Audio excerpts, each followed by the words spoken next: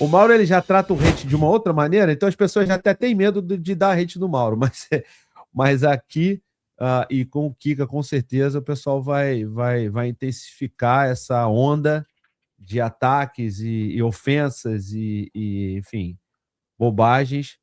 E eu, assim, acho que eu tenho. A minha mulher é vascaína, eu tenho. Meu cunhado é vascaíno, assim, eu tenho. Não vou dizer que eu tenho carinho pelo Vasco, porque eu sou Flamengo, mas assim, não me agrada ver o Vasco ferrado nessa situação. E você que é vascaíno e consciente, não cai dessa ideia. Eu não estou dizendo aqui que a ideia do Flamengo é moralizar o futebol brasileiro. Não é essa a questão. A questão é você aí, vascaíno, que reclama do seu político de estimação, ou melhor, do político que não é o seu político de estimação. Fala, ele rouba, ele não sei o quê. Você não pode achar essa transação do jeito que ela está sendo feita e desenhada normal, porque senão você não pode cobrar o seu. Na minha opinião, isso é a minha opinião, não é do Mauro, não sei se é do Mauro, não sei se é do Kiko, mas é a minha opinião.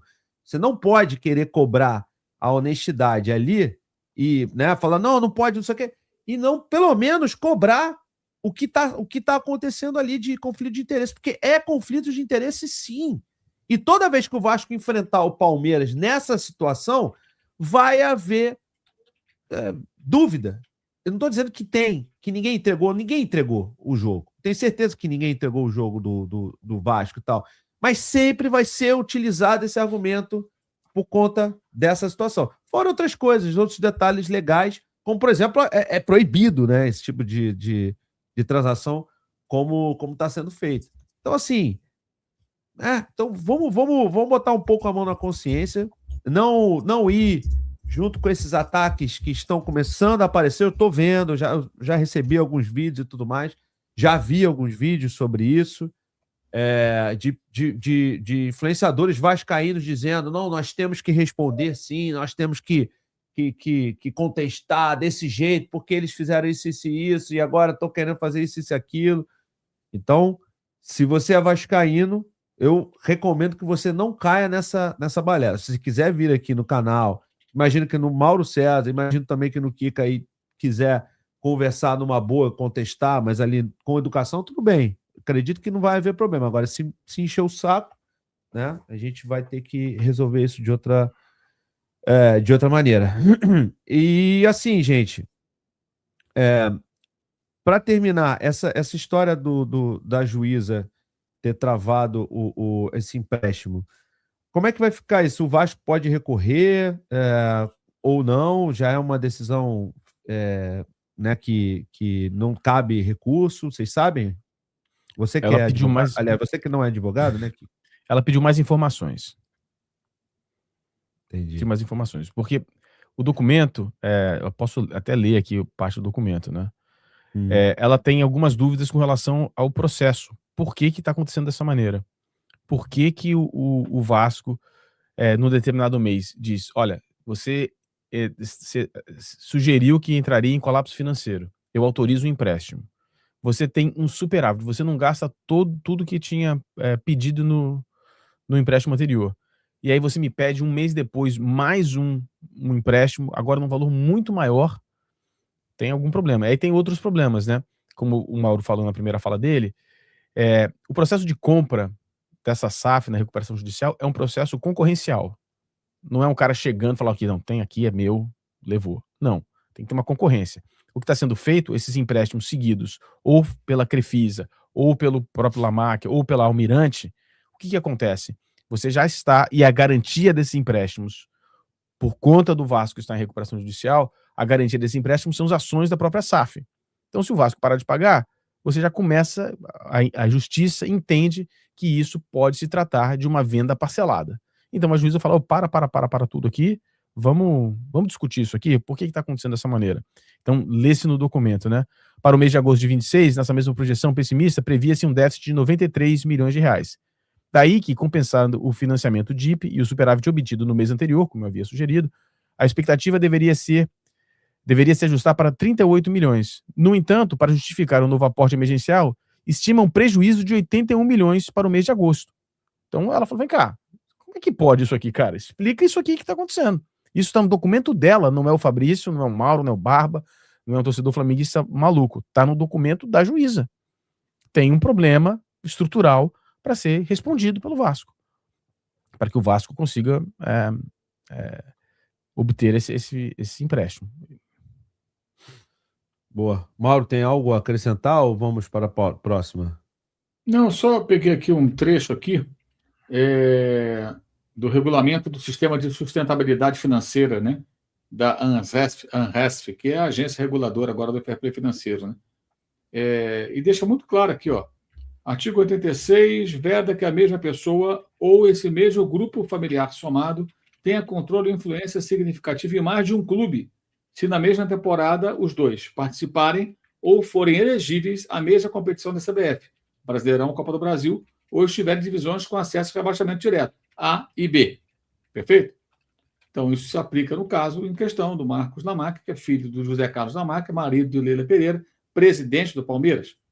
Assim, isso está escrito, gente. Isso, pela enésima vez, não é uma questão do que alguém pensa, é o que está escrito. Isso é vedado, não é permitido. Então como é que faz? Renuncia à presidência do clube e a família assume o Vasco da Gama, orgulhosamente, ou espera o final do mandato. Só isso, não tem briga, negócio de vascaíno, Flamengo, isso aqui, nada a ver. Repito, acho impressionante como não reagem, especialmente os clubes que brigam com o Vasco contra rebaixamento, né, porque o Vasco contratou jogadores. O Vasco se reforçou. O time não anda, mas se reforçou. Né? Inclusive com apoio dos futuros possíveis donos. Empréstimo e tudo mais. E aí, cara? E incrível também como o coletivo dos palmeirenses também não se manifesta. Né? Se o Landim fosse o presidente do Flamengo, o Confiança estivesse na Série A e ele dividindo a atenção, né? O Coro ia comer, cara. Por muito menos o Coro comeu quando ele pensou em fazer SAF do Flamengo, SAF parcial. Aliás, foi até eu que dei essa informação numa entrevista que ele me concedeu sobre estádio. Aí entrou esse assunto, eu publiquei. O assunto depois ganhou uma dimensão muito grande. Rapidamente houve uma movimentação dentro do clube e foi feita ali uma mudança no estatuto e o Flamengo colocou obstáculos quase intransponíveis para você transformar o clube em SAF. É bem difícil, tem que passar por aprovação pelos sócios, conselho e tudo mais. Como bem definiu o Lúcio de Castro no vídeo lá dele no Lancinete, ele falou muito bem, ele falou, para transformar o Flamengo em SAF vai ter que fazer o canguru perneta. E é isso aí. Muito complicado, irmão, para fazer o Flamengo SAF. Ou seja, o Flamengo é uma reação diante da intenção, a ideia de fazer uma SAF. Estamos falando agora, não é que o Palmeiras vai virar SAF, mas assim, quem preside o clube está envolvido, a família está envolvida com a compra de um adversário. Claro que o fato das torcidas organizadas de Vasco e Palmeiras serem amigas, o que cria um clima de amistosidade nos confrontos entre as equipes, e o Vasco ser sempre surrado pelo Palmeiras, nos últimos 10 jogos ele ganhou aquele do primeiro turno, com o Renato Portaluppi de técnico, perdeu 7 e empatou 2. Então é um freguesaço do Palmeiras. Isso ameniza as coisas. O Palmeiras sabe que o Vasco não é adversário, pelo menos nos últimos anos não tem sido, né? Então fica ali uma coisa meio, camarada, a gente gosta deles. Só que o que está rolando é outro. Eu vi, por exemplo, já, também torcedor do Palmeiras, influenciador do Palmeiras, falando sobre isso. Inclusive um que eu vi essa semana, eu não lembro o nome do rapaz, eu vi um corte.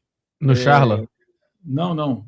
Eu vi um corte, o nome do rapaz eu não sei, mas o canal dele acho que é Opina Porco. Eu vi um corte na rede social. E ele estava questionando, até com argumentos bem interessantes, do ponto de vista palmeirense. É isso, gente. Vem cá, como é que é isso? A presidente está aqui, está...